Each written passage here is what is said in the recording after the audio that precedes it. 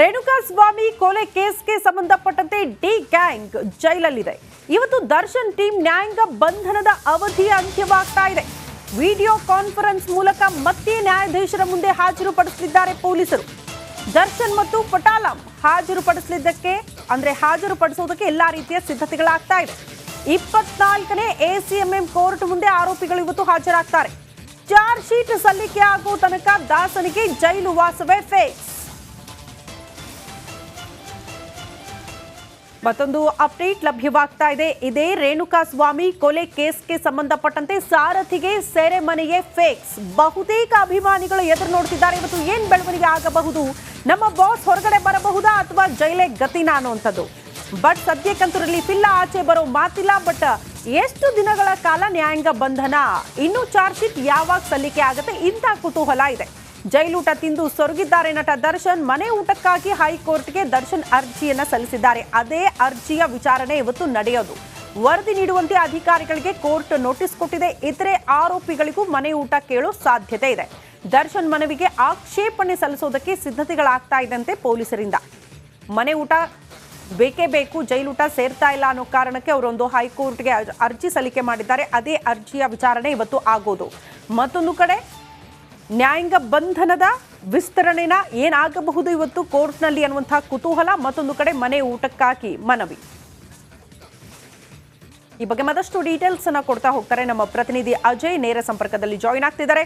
ಅಜಯ್, ನಟ ದರ್ಶನ್ ವಿಚಾರಕ್ಕೆ ಸಂಬಂಧಪಟ್ಟಂತೆ ಎರಡು ಕುತೂಹಲ ಇದೆ. ಒಂದ್ ಕಡೆ ಕೋಟ್ಯಾನುಕೋಟಿ ಅಭಿಮಾನಿಗಳ ಎದುರು ನೋಡ್ತಾ ಇರೋದು ನಮ್ಮ ಡಿ ಬಾಸ್ ಕತೆ ಏನ್ ಬೆಳವಣಿಗೆ ಆಗಬಹುದು ಅಂತ. ಹಾಗಾಗಿ ಇವತ್ತು ಕೋರ್ಟ್ ಮುಂದೆ ನ್ಯಾಯಾಂಗ ಬಂಧನದ ಅವಧಿ ಅಂತ್ಯವಾಗ್ತಾ ಇರೋದ್ರಿಂದ ಏನ್ ಬೆಳವಣಿಗೆ ನಿರೀಕ್ಷೆ ಮಾಡಬಹುದು. ಮತ್ತೊಂದು ಕಡೆ ಮನೆ ಊಟ ಬೇಕು ಅಂತ ಅರ್ಜಿ ಸಲ್ಲಿಕೆ ಮಾಡಿದ್ದಾರೆ. ಆ ಕುರಿತು ಏನ್ ಡೀಟೇಲ್ಸ್ ಕೊಡ್ತೀರಿ ಅಜಯ್?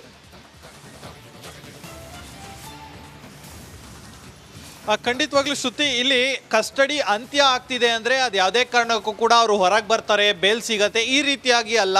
ಅಂದರೆ ಇಲ್ಲಿ ಯಾರೂ ಕೂಡ ಬೇಲ್ಗೆ ಇನ್ನೂ ಕೂಡ ಅಪ್ಲೈನೂ ಮಾಡಿಲ್ಲ. ಹೀಗಾಗಿ ಚಾರ್ಜ್ ಶೀಟ್ ಕೂಡ ಇನ್ನೂ ಸಲ್ಲಿಕೆ ಆಗಿಲ್ಲ. ಚಾರ್ಜ್ ಶೀಟ್ ಸಲ್ಲಿಕೆ ಆಗೋದಕ್ಕೂ ಕೂಡ 90 ದಿನಗಳ ಏನು ಅವಕಾಶ ಇರುತ್ತೆ. ಒಂದು ವೇಳೆ ಪೊಲೀಸರೇನಾದ್ರು 90 ದಿನದ ಒಳಗಾಗಿ ಚಾರ್ಜ್ ಶೀಟ್ ಸಲ್ಲಿಕೆ ಆಗಿಲ್ಲ ಅಂದ ಸಂದರ್ಭದಲ್ಲಿ ಅವರಿಗೆ 91ನೇ ದಿನಕ್ಕೆ ಬೇಲ್ ಸಿಗುವಂಥ ಸಾಧ್ಯತೆ ಇರುತ್ತೆ ಹೊರತು ಈಗ ಯಾವುದೇ ಕಾರಣಕ್ಕೂ ಕೂಡ ಬೇಲ್ ಸಿಗುವಂಥ ಯಾವುದೇ ಚಾನ್ಸಸ್ ಕೂಡ ಇಲ್ಲ. ಬೇಲಿಗೆ ಇಲ್ಲಿ ಯಾರು ಕೂಡ ಅಪ್ಲೈನು ಕೂಡ ಮಾಡಿಲ್ಲ. ಈ ಏನು ಒಂದು 14 ದಿನ ಪ್ರೊಸೀಜರ್ ಇದೆ, ಅದು ಏನು ಪ್ರೊಸೀಜರ್ ಅಷ್ಟೇ ಅದು. ಸೊ ಹೀಗಾಗಿ ಇವತ್ತು ಕೂಡ ಮತ್ತೆ ಜಡ್ಜ್ ಬರ್ತಾರೆ, ಅವರನ್ನ ಏನೋ ವಿಡಿಯೋ ಕಾನ್ಫರೆನ್ಸ್ ಮೂಲಕ ಜೈಲಿಂದ ಅಲ್ಲಿ ಹಾಜರುಪಡಿಸ್ತಾರೆ ಜೈಲಿನ ಅಧಿಕಾರಿಗಳು. ಆನಂತರ ಮತ್ತೆ 14 ದಿನ ಮುಂದೂಡ್ತಾರೆ. ಅಂದರೆ ಇಲ್ಲಿ ಯಾವುದೇ ಕಾರಣಕ್ಕೂ ಕೂಡ ಬಿಡುಗಡೆಯ ಮಾತು ಸದ್ಯಕ್ಕಂತೂ ಇಲ್ಲ. ಇನ್ನೂ 3-4 ತಿಂಗಳುಗಳ ಕಾಲ ಯಾವುದೇ ಕಾರಣಕ್ಕೂ ಕೂಡ ಅವರಿಗೆ ಬಿಡುಗಡೆ ಭಾಗ್ಯ ಯಾರಿಗೂ ಸಹ ಇಲ್ಲ ಅನ್ನೋದು ಕೂಡ ಖಚಿತವಾದಂತಹ ಮಾಹಿತಿ. ಇನ್ನು ಊಟದ ವಿಚಾರಕ್ಕೆ ಬರೋದಾದರೆ ಈಗಾಗಲೇ ಹೈಕೋರ್ಟ್ನಲ್ಲೂ ಕೂಡ ರಿಟ್ ಅರ್ಜಿಯನ್ನು ಕೂಡ ದರ್ಶನ್ ಪರ ವಕೀಲರು ಕೂಡ ಸಲ್ಲಿಸಿರುವಂಥದ್ದು. ಅಂದರೆ ಮನೆ ಊಟಕ್ಕೆ ಮನವಿಯನ್ನು ಮಾಡಿದ್ದಾರೆ. ಅಂದರೆ ಸರಿಯಾಗಿ ಇಲ್ಲಿ ಊಟ ಸೇವನೆ ಮಾಡೋಕ್ಕೆ ಆಗ್ತಾ ಇಲ್ಲ, ಹೀಗಾಗಿ ಮನೆ ಊಟ ಬೇಕು ಅಂಥೇಳಿ. ಹೀಗಾಗಿ ಕೋರ್ಟ್ ಕೂಡ ಜೈಲಿನ ಅಧಿಕಾರಿಗಳಿಗೂ ಕೂಡ ಹೇಳಿತ್ತು, ನೀವು ಕೂಡ ಒಂದು ವರದಿಯನ್ನು ಕೊಡಬೇಕು, ಯಾವ ರೀತಿಯಾಗಿ ನೀವು ಇಲ್ಲಿ ಅಲ್ಲಿ ಇದು ಮಾಡ್ತೀರಾ ಅಂಥೇಳಿ. ಸೊ ಹೀಗಾಗಿ ಅಲ್ಲಿನ ಜೈಲಿನ ಅಧಿಕಾರಿಗಳು ಕೂಡ ಈಗಾಗಲೇ ಒಂದು ರಿಪೋರ್ಟನ್ನು ಕೂಡ ತಯಾರಿ ಮಾಡಿದ್ದಾರೆ. ಅದರಲ್ಲೂ ಕೂಡ ಕೆಲವೊಂದು ಅಂಶಗಳನ್ನ ಮೆನ್ಷನ್ ಮಾಡಿದ್ದಾರೆ. ಯಾಕಂದರೆ ಎಲ್ಲರೂ ಕೂಡ ಈಗ ಕೋರ್ಟ್ ಮೊರೆ ಹೋದ್ರೆ 5,000 - 6,000 ಜನ ಕೈದಿಗಳಲ್ಲಿರುವಂಥದ್ದು, ಅವರೆಲ್ಲರೂ ಕೂಡ ಈಗ ಮನೆ ಊಟ ಬೇಕು ಅಂತ ಹೇಳಿ ಅರ್ಜಿಯನ್ನು ಸಲ್ಲಿಸ್ಬೋದು. ಸೊ ಹೀಗಾಗಿ ಅದನ್ನು ನೀವು ತಿರಸ್ಕರಿಸಬೇಕು ಅಂತ ಹೇಳಿ ಈಗಾಗಲೇ ಒಂದು ಅರ್ಜಿ ಏನು ವಿಚಾರಗಳನ್ನು ಕೂಡ ಈಗಾಗಲೇ ಪ್ರಸ್ತಾಪವನ್ನು ಮಾಡಿರುವಂಥದ್ದು. ಸೊ ಹೀಗಾಗಿ ಆ ಒಂದು ಅರ್ಜಿಯ ವಿಚಾರಣೆ ಹೈಕೋರ್ಟ್ನಲ್ಲಿರುವಂಥದ್ದು. ಇನ್ನು ನ್ಯಾಯಾಂಗ ಬಂಧನ ವಿಚಾರ ಈಗ ACMM ಕೋರ್ಟ್ನಲ್ಲೂ ಕೂಡ ಇರುವಂಥದ್ದು. ಇವತ್ತು ಮಧ್ಯಾಹ್ನದ ವೇಳೆಗೆ ಈ ಎಲ್ಲದಕ್ಕೂ ಕೂಡ ಒಂದು ರೀತಿ ತೆರೆ ಬೀಳತ್ತೆ ಅಂತಾನೆ ಹೇಳ್ಬೋದು ಶ್ರುತಿ. ಓಕೆ ಅಜಯ್, ಈಗ ಪ್ರಶ್ನೆ ಇದ್ದಿದ್ದು ಮನೆ ಊಟ ಸಿಗುತ್ತಾ ಅಂದ್ರೆ high profile case, high profile ವ್ಯಕ್ತಿ ಕೂಡ ಆಗಿರೋದ್ರಿಂದ ಏನಾದರೂ ಕೋರ್ಟ್ ಮನ್ನಣೆ ಕೊಡಬಹುದಾ ಅನ್ನುವಂತಹ ಪ್ರಶ್ನೆಗಳೆಲ್ಲ ಬಂತು. ಬಟ್ ಈ ಹಿಂದೆ ಇಂಥ ಪ್ರಕರಣಗಳಲ್ಲಿ ಯಾರಿಗಾದ್ರೂ ಮನೆ ಊಟದ ಸೌಲಭ್ಯ ಒದಗಿಸುವಲ್ಲಿ ಕೋರ್ಟ್ ಆದೇಶ ಕೊಟ್ಟಿದ್ದು ಉದಾಹರಣೆ ಏನಾದರೂ ಎಕ್ಸಾಂಪಲ್ಗಳನ್ನ ಕೊಡಬಹುದಾ? ಈ ಪ್ರಕರಣ ಯಾಕೆ ಸ್ಪೆಷಲ್ ಅಂತ ಕನ್ಸಿಡರ್ ಮಾಡಲಾಗುತ್ತೆ ಅಂತ?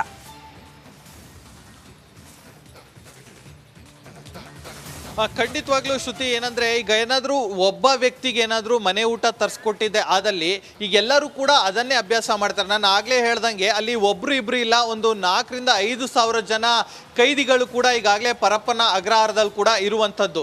ಎಲ್ಲರೂ ಕೂಡ ಆಗ ಇಲ್ಲ ಅಂದರೆ ಒಂದು ವೇಳೆ ಈಗ ಮನೆ ಊಟ ಬೇಕು ಅನ್ನೋದಾದರೆ ಅವರ ಮೆಡಿಕಲ್ಲು ವಿಚಾರಗಳನ್ನು ಕೂಡ ಅಲ್ಲಿ ತೆಗಿಬೇಕಾಗತ್ತೆ. ಇಲ್ಲ ಈ ರೀತಿಯಾಗಿ ಅವರು ಊಟವನ್ನು ಸೇವನೆ ಮಾಡಬೇಕು ಮತ್ತು ಇಂತಿಷ್ಟೇ ಆಯಿಲ್ಗಳನ್ನ ಬಳಸಬೇಕು ಅಂಥೇಳಿ ಈ ರೀತಿಯಾಗಿ ಅವರು ಕೂಡ ಏನು ಆ ಒಂದು ಇದರಲ್ಲಿ ಮೆನ್ಷನ್ ಮಾಡ್ತಾ ಹೋಗಬೇಕಾಗತ್ತೆ. ಸೊ ಅದನ್ನು ಕೋರ್ಟ್ ಎಲ್ಲವನ್ನು ಕೂಡ ಗಮನಿಸುತ್ತೆ.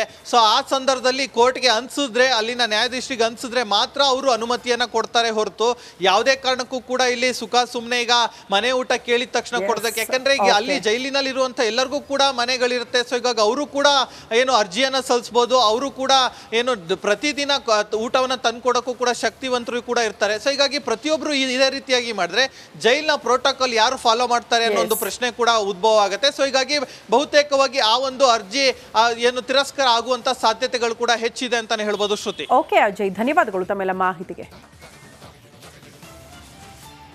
ಕೊಲೆ ಕೇಸ್ನಲ್ಲಿ ಜೈಲು ಸೇರಿರುವ ಡಿ ಗ್ಯಾಂಗ್ ವಿರುದ್ಧ ಚಾರ್ಜ್ ಶೀಟ್ ಸಲ್ಲಿಕೆ ಮಾಡೋದಕ್ಕೆ ಪೊಲೀಸರು ತಯಾರಿ ಮಾಡಿದ್ದಾರಂತೆ. ಹಾಗಾದ್ರೆ ಚಾರ್ಜ್ ಶೀಟ್ನಲ್ಲಿ ಉಲ್ಲೇಖ ಆಗಿರುವ ಅಂಶಗಳು ಹೇಗಿರಬಹುದು, ಎಷ್ಟೆಲ್ಲ ಸಾಕ್ಷ್ಯ ಸಂಗ್ರಹವಾಗಿದೆ ಈ ಪ್ರಕರಣಕ್ಕೆ ಸಂಬಂಧಪಟ್ಟಂತೆ, ಆ ಕುರಿತ ಸಂಪೂರ್ಣ ವಿವರ ಇಲ್ಲಿದೆ ನೋಡಿ.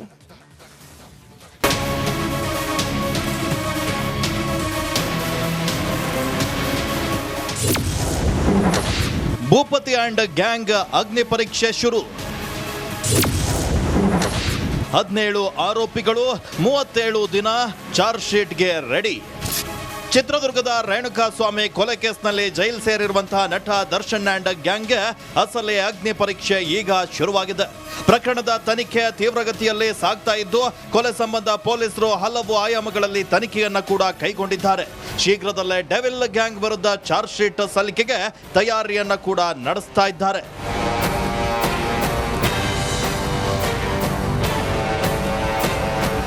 ಪ್ರಕರಣದ ತನಿಖೆಯನ್ನ ಕಾಮಾಕ್ಷಿಪಾಳ್ಯ ಪೊಲೀಸರು ಮತ್ತಷ್ಟು ತೀವ್ರಗೊಳಿಸಿದ್ದು, ಆದಷ್ಟು ಬೇಗ ತನಿಖೆಯನ್ನ ಪೂರ್ಣಗೊಳಿಸುವ ಉಮೇದಿನಲ್ಲಿದ್ದಾರೆ. ರೇಣುಕಾಸ್ವಾಮಿ ಕೊಲೆಯಾಗಿ 37 ದಿನ ಕಳೆದಿದೆ. ಪೊಲೀಸರು ದರ್ಶನ್ ಸ್ನೇಹಿತೆ ಪವಿತ್ರ ಗೌಡ ಸೇರಿ 17 ಆರೋಪಿಗಳನ್ನ ಬಂಧಿಸಿ ವಿಚಾರಣೆ ನಡೆಸಿ ಜೈಲಿಗೆ ಕಳಿಸಿದ್ದಾಯಿತು. ಸದ್ಯ ಕೇಸ್ಗೆ ಬೇಕಾದ ಪ್ರತ್ಯಕ್ಷ ಹಾಗೂ ಪರೋಕ್ಷ ಸಾಕ್ಷಿಗಳ ಹೇಳಿಕೆಯನ್ನ ದಾಖಲಿಸಿದ್ದಾರೆ. ಈಗಾಗಲೇ ಕೊಲೆ ಬಗ್ಗೆ 30ಕ್ಕೂ ಹೆಚ್ಚು ಮಂದಿ ಹೇಳಿಕೆಯನ್ನ ಪಡೆದಿದ್ದಾರೆ. 33 ಸಿಸಿಟಿವಿ ದೃಶ್ಯ, 180ಕ್ಕೂ ಹೆಚ್ಚು ಸಾಕ್ಷ್ಯವನ್ನ ಕಲೆ ಹಾಕಿದ್ದು, ಆದಷ್ಟು ಬೇಗ ಕೋರ್ಟ್ಗೆ ಚಾರ್ಜ್ ಶೀಟ್ ಸಲ್ಲಿಕೆ ಮಾಡಲು ಮುಂದಾಗಿದ್ದಾರೆ. ಒಂದ್ ಕಡೆ ಪೊಲೀಸರು ಚಾರ್ಜ್ ಶೀಟ್ ರೆಡಿ ಮಾಡ್ಕೊಳ್ತಿದ್ರೆ, ಇನ್ನೊಂದೆಡೆ ಜೈಲಿನಲ್ಲಿರುವಂತಹ ದರ್ಶನ್ ಭೇಟಿಗೆ ಆಪ್ತರ ದಂಡು ಜೈಲಿನತ್ತ ಹರಿದು ಬರ್ತಾ ಇದೆ. ಇನ್ನು ದರ್ಶನ್ಗೆ ಮನೆಯೂಟ, ಹಾಸಿಗೆ ಸೇರಿದಂತೆ ಕೆಲ ಸೌಲಭ್ಯಗಳನ್ನ ಪಡೆಯಲು ವಕೀಲರು ಹೈಕೋರ್ಟ್ನಲ್ಲಿ ಅರ್ಜಿ ಸಲ್ಲಿಸಿದ್ದು, ಇಂದು ವಿಚಾರಣೆಗೆ ಬರಲಿದೆ. Bureau report, republic Kannada.